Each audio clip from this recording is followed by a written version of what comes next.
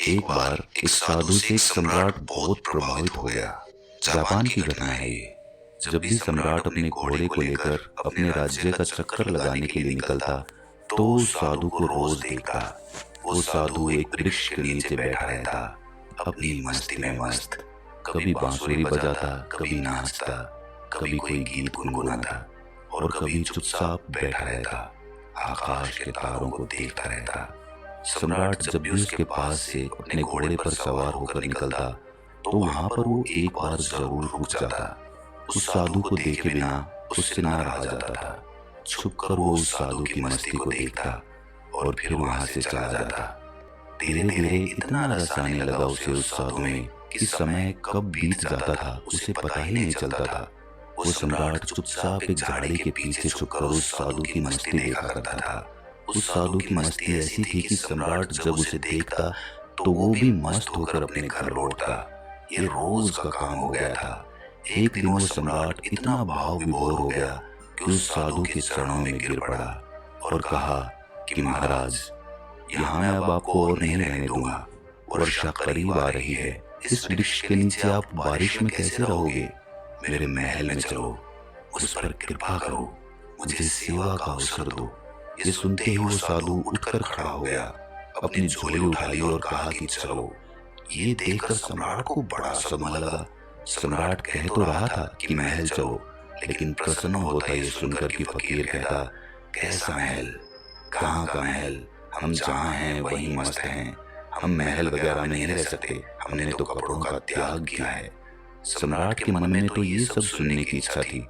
अगर साधु ने ऐसा कहा होता तो सम्राट उसके पैरों पर गिरकर कुछ और विनती कर लेता, लेकिन साधु तो तुरंत चलने को तैयार हो गया। तो सम्राट थोड़ा सदमे में आ गया। उसने सोचा, कहीं मैंने कोई गलती तो नहीं कर दी? इस आदमी ने मेरे साथ कोई चालबाजी तो नहीं की? ये कोई महल में घुसने की तरकीब तो नहीं लगा रहा कि यहाँ पर बैठकर बांसुरी बजाता रहा और कहीं ये इसका बांसुरी बजाना, ये मस्ती में नाचना, ये कहीं मुझे फंसाने के लिए कोई तरकीब तो नहीं है? क्या ये मछली को फंसाने के लिए कांटा तो नहीं फेंका गया था? फालतू ही चक्कर में पड़ा। सम्राट ने सोचा कि अब तो कुछ कह भी नहीं सकता। इसने एक मौका भी तो नहीं दिया। इसने ये भी तो नहीं कहा एक बार भी कि नहीं, मैं बहुत मजे में हूँ।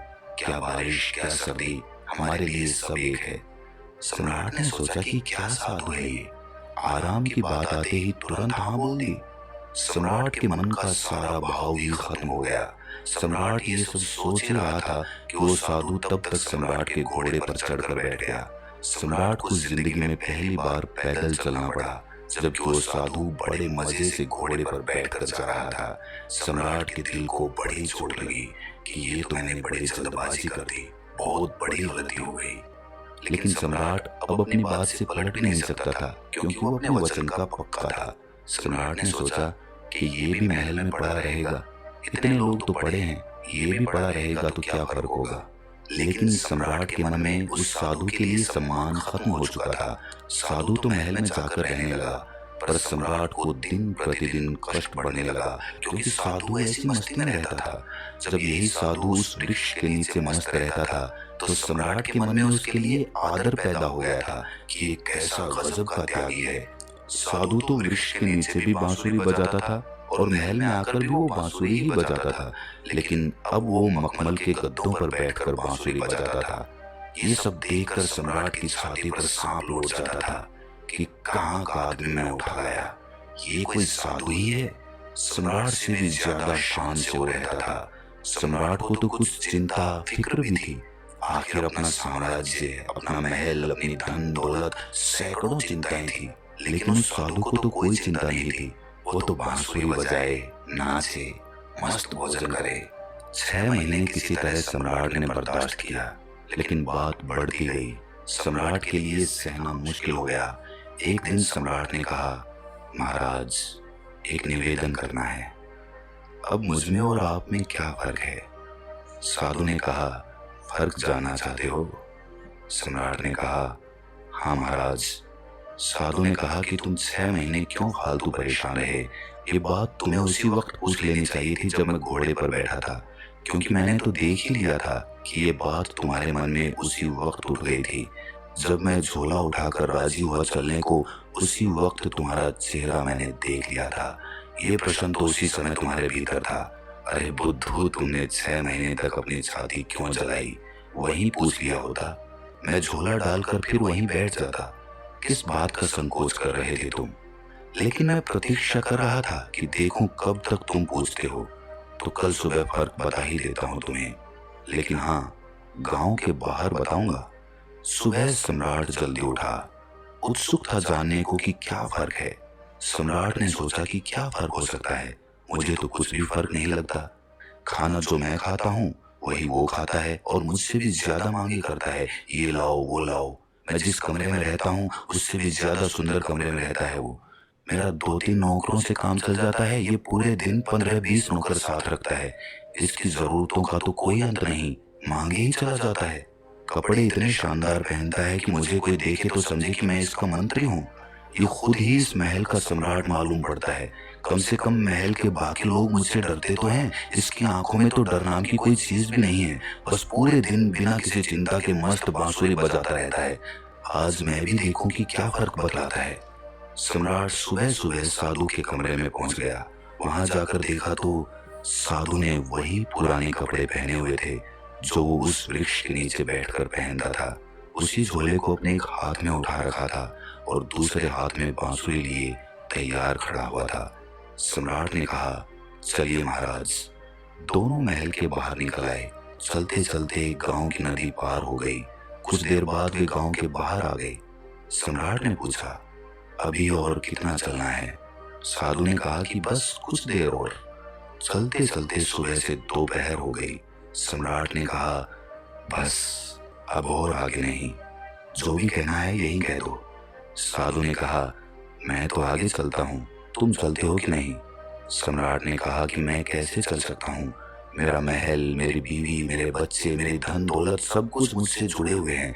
मैं तुम्हारी तरह फकीर थोड़ी ना हूँ जिसे किसी बात की कोई चिंता ही नहीं है। साधु ने कहा, बस यही फर्क है तुम में और मुझ में। मैं कहीं भी जा सकता हूँ, तुम नहीं जा सकते हो। मैं हर परिस्थिति में खुश रह सकता हूँ, लेकिन तुम नहीं। जब मैं उस वृक्ष के नीचे रहता था तब भी मस्ती से रहता था और अपनी जिंदगी के एक एक पल को जीता था। जब मैं तुम्हारे महल में चला गया वहां भी मैंने अपने अनमोल जीवन के एक एक क्षण को पूरी मस्ती और खुशी के साथ जिया। अब जब मैं कहीं और चला जाऊंगा तब भी ऐसे ही जीऊंगा। हम जहाँ जिस वक्त रहते हैं पूरे तरीके से वहीं रहते हैं।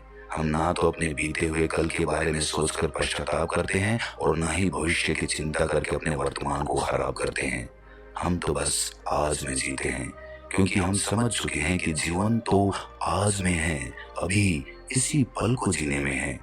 बस यही छोटा सा फर्क है तुझमें और मुझमें कि तुम्हें परिस्थितियां चलाती हैं और हम परिस्थितियों को चलाते हैं। तुम खुश रहोगे या दुखी रहोगे, क्या तुम्हारे आसपास होने वाली घटनाओं पर निर्भर नहीं करता है ये? लेकिन हमारे लिए ये घटना जिंदगी के सफर का एक हिस्सा मात्र है। अचानक सम्राट को महसूस हुआ कि अरे, ये मैंने क्या कर दिया। इतने अद्भुत आदमी को गंवा दिया। 6 महीने इसके साथ सत्संग भी ना कर पाया। सत्संग करता भी क्या खाक। मेरे मन में तो यही चल रहा था कि ये तो एकदम साधारण आदमी निकला, खोटा सिक्का निकला जिसके ऊपर सोने की पॉलिश खुदी हुई थी, लेकिन अंदर से मिट्टी निकला। तुरंत ही सम्राट साधु के पैरों पर गिर पड़ा। बोला, नहीं महाराज, आगे नहीं जाने दूंगा। साधु ने कहा, देख, मुझे कोई परेशानी नहीं है। ये रहा तेरा घोड़ा, मैं फिर इसी पर महल में वापस चला जाऊंगा, लेकिन फिर तुझे परेशानी होगी। ऐसा सुनते ही सम्राट के मन में वही विचार आया कि अरे, ये साधु तो फिर से आसानी से मान गया। साधु ने सम्राट के चेहरे की तरफ बड़े ध्यान से देखा और फिर बोला, लेकिन नहीं, मैं नहीं आऊंगा, क्योंकि तू फिर नहीं सुधरेगा। फिर तुझे परेशानी होगी और तू फिर से चिंता में पड़ जाएगा। हमारा क्या, हम तो सन्यासी हैं, हमारे लिए तो महल और जंगल सब एक जैसे हैं। हमें कोई समस्या नहीं, क्योंकि जिसे समस्या है वो सन्यासी नहीं है। मेरी बांसुरी जैसे महल में बजती थी वैसे ही जंगल में भी बजेगी और बजती ही रहेगी। ये कहकर वो साधु वहां से चल देता है और सम्राट वहीं खड़ा खड़ा उस साधु को जाता हुआ देखता रहता है। दोस्तों, अगर हम अपने जीवन को भी देखें तो हमें हमारी परिस्थितियां चला रही हैं। असलियत में एक इंसान अपनी परिस्थितियों का गुलाम होता है। अगर परिस्थितियां अच्छी चल रही है तो वो बहुत खुश रहेगा, लेकिन जैसे ही समय पलटता है आदमी दुखी होता चला जाता है। लेकिन क्या कभी आपने विचार किया कि जीवन सिर्फ परिस्थितियों पे ही निर्भर रहता है? क्या आदमी अपनी परिस्थितियों से ऊपर उठकर एक नए जीवन को देख सकता है, अपने स्वरूप को पहचान सकता है?